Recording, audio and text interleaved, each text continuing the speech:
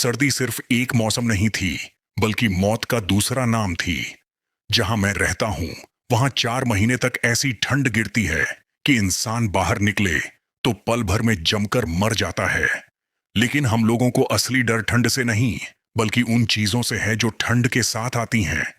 उन्हें सब छाया खाने वाले कहते हैं इनकी चाल इंसान जैसी है, लेकिन शरीर इंसान का नहीं होता। ठंड शुरू होते ही ये जंगलों से निकलते हैं और बस्तियों के आसपास घूमते हैं। इन्हें इंसान का मांस चाहिए होता है, ताजा और गर्म। हर साल जब पहली बर्फ गिरती है, गांव वाले दरवाजों पर मोटे ताले लगा लेते हैं, खिड़कियां लकड़ी और लोहे से बंद कर देते हैं। 4 महीने तक कोई बाहर नहीं निकलता। इन 4 महीनों में अगर कोई घर से बाहर गया तो उसका वापस आना लगभग नामुमकिन होता है। और अगर कोई वापस आता भी है तो इंसान बनकर नहीं लौटता। इस बार की सर्दी पहले से कहीं ज्यादा खतरनाक थी। बर्फ गिरने के 2 ही दिन बाद जंगल के किनारे एक लड़के की लाश मिली थी। उसका पूरा शरीर फटा हुआ था, कोई मांस नहीं बचा था। लोग समझ गए कि छाया खाने वाले पहले ही जाग चुके हैं, वरना ठंड अभी उतनी भी कठोर नहीं थी कि इंसान को जिंदा जला दे।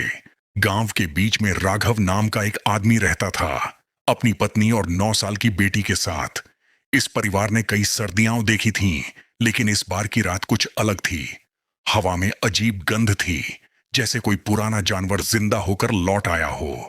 बाहर से कराहने की आवाजें आ रही थीं, जैसे कोई बहुत दूर से रो रहा हो।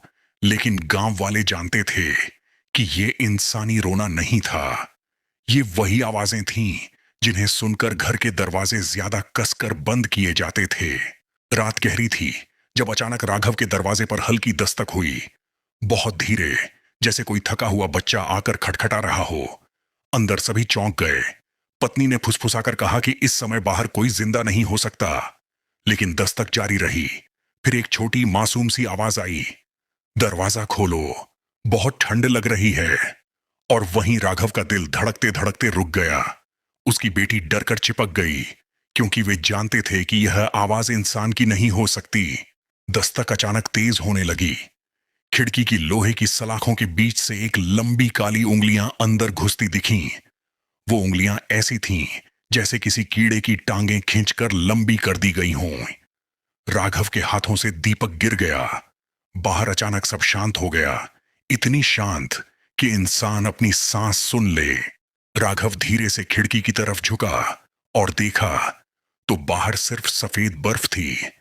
लेकिन अगले ही पल शीशे पर 2 खून जमी हुई लाल चमकती आंखें चिपक गईं। वो आंखें इंसान की नहीं थीं। उनमें भूख थी, पागलपन था और मौत थी। उसी वक्त घर के पीछे कांच टूटने की आवाज आई। छाया खाने वाला घर की छत से अंदर उतर आया था। उसकी हड्डियां टेढ़ी मेढ़ी थीं, उसकी चाल अजीब थी।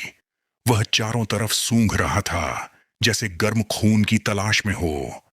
उसकी आवाज गले से नहीं, पेट के अंदर से आती लगती थी, एक अजीब कंपाती गुर्राहट। राघव ने कुल्हाड़ी उठाई, लेकिन वह चीज इतनी तेजी से हिली कि उसकी कुल्हाड़ी हवा में ही रह गई। पत्नी चीख उठी, बच्ची रोने लगी। आदमखोर ने एक लंबी चीख मारी, इतना तेज कि पूरा घर कांप गया। वह दीवारों पर चढ़ने लगा, छत से उल्टा लटक गया और सीधा राघव की बेटी को देखता रहा, जैसे वह उसका खाना हो। राघव ने हिम्मत जुटाई और कुल्हाड़ी उस पर दे मारी। उसकी गर्दन से अजीब काला धुआं निकला, जैसे किसी डरावने सपने को काट दिया गया हो। वह जमीन पर गिरा, लेकिन मरा नहीं। वह रेंगते हुए दरवाजे की ओर बढ़ने लगा, जैसे बाकी आदमखोरों को बुलाने जा रहा हो। राघव समझ गया कि अगर यह बाहर गया तो पूरी टोली घर पर टूट पड़ेगी। उसने आखिरी ताकत से कुल्हाड़ी उठाई और उसकी गर्दन पर पूरा वार कर दिया। उस चीज ने भयानक चीख मारी और फिर ठंडी हवा में धूल बनकर गायब हो गया। लेकिन असली डर तो अब शुरू हुआ था। दूर जंगल से कई और चीखें एक साथ उठीं। ऐसा लग रहा था जैसे 10 20 नहीं, बल्कि दर्जनों छाया खाने वाले जाग चुके हों। हवा अचानक काली सी हो गई, बर्फ और तेज होने लगी। ऐसा लग रहा था जैसे पूरी घाटी पर किसी अंधेरी दुनिया की परछाई गिर चुकी है। राघव ने दरवाजे को और मजबूत किया, खिड़कियों को ढका और अपनी पत्नी और बच्ची को गले लगाया। उसे पता था कि यह तो बस पहली रात थी। अब 4 महीने इन चीखों, इन परछाइयों और इन भूखे दरिंदों के बीच गुजारने थे। गांव के हर घर में यही हाल था। कोई सो नहीं रहा था, कोई बोल नहीं रहा था। सिर्फ एक डर हवा में तैर रहा था कि पता नहीं कौन सी रात किसका आखिरी होगी।